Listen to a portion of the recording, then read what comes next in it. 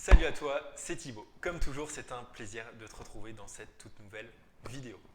Aujourd'hui, on va parler d'un sujet particulier, on va parler tout simplement de mon expérience personnelle, puisque j'ai été confronté de nombreuses fois à cette situation. C'est-à-dire, faut-il, au cours d'un projet, changer de stratégie? Alors, pourquoi je veux vous parler de ce sujet? Parce qu'il m'arrive de temps en temps où on a un objectif en tête, par exemple, un objectif de cash flow de 200, 300, 400 euros, 1000 euros par mois sur une opération. On recherche un bien pendant de longues semaines, on trouve finalement un immeuble sur lequel on se positionne, l'offre elle a accepté et là c'est le moment de la réflexion. Donc on pose tous les calculs qui est justement basé sur un objectif de cash flow immédiat. Je vais te prendre un exemple pour que ce soit très facile à imaginer. Admettons que ton objectif il est de 500 euros de cash flow mensuel. Tu trouves un bien à 400 000 euros acte en main avec 2500 euros de loyer. Rentabilité brute 7,5%.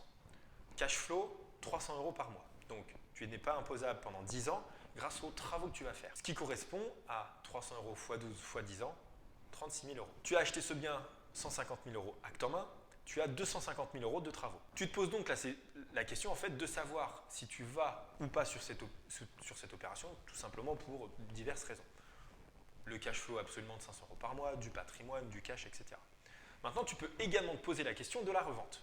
Pourquoi? Tu n'as pas le même objectif que d'autres investisseurs. Et donc, en fonction de la vie dans laquelle tu vas investir, il y a certains investisseurs qui seront intéressés par des rentabilités et des cash flows qui sont moins importantes que toi. Alors, la question de revendre un bien à une rentabilité moins importante, elle peut se poser pour l'investisseur d'après. C'est-à-dire que tu vends ton projet à une rentabilité moins importante pour un autre investisseur. Je m'explique en reprenant l'exemple.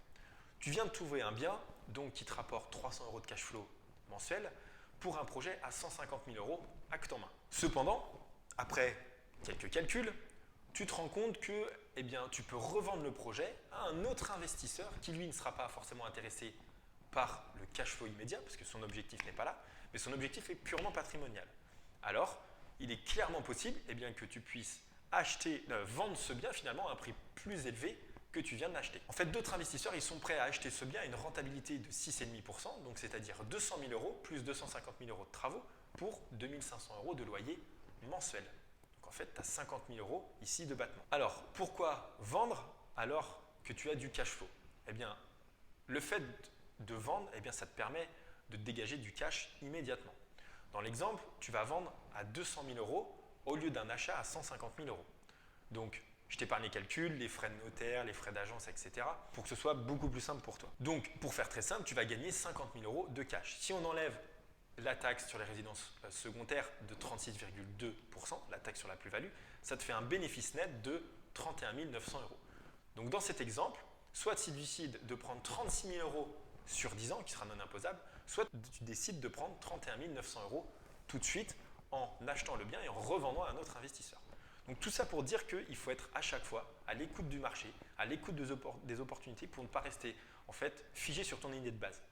Et dans ce cas, la revente, ça peut être intéressant pour toi pour partir sur un autre projet plus rentable et plus important en termes de rendement, etc. Et d'utiliser ce cash que tu viens de gagner en apport. Ensuite, il est important en fait de faire un point sur ses objectifs et d'arbitrer en fait sur son patrimoine en permanence, tous les trimestres, tous les 6 mois, après chaque investissement. Et en fait, en fonction des solutions et des stratégies, il y a des solutions qui vont être plus ou moins intéressantes. Au début, ça va être intéressant pour du cash flow. Finalement, tu vas partir sur de la revente parce que tu as une stratégie long terme et parce que tu as une gymnastique d'esprit beaucoup plus ouverte et beaucoup plus importante à l'écoute en fait aux opportunités du marché. Donc voilà, j'espère que cette vidéo t'a plu et elle t'a permis, on va dire, de balayer un petit peu tous les clichés, de se dire j'ai une rentabilité, j'ai un objectif de cash flow, il faut que je continue. Voilà, de temps en temps, en fonction des opportunités, tu peux voir que tu as fait un super bon coup. Effectivement, tu n'auras pas ton calcul, ton objectif de cash flow immédiat. Par contre, finalement, tu vas gagner exactement la même somme en vendant tout de suite et pas dans 10 ans.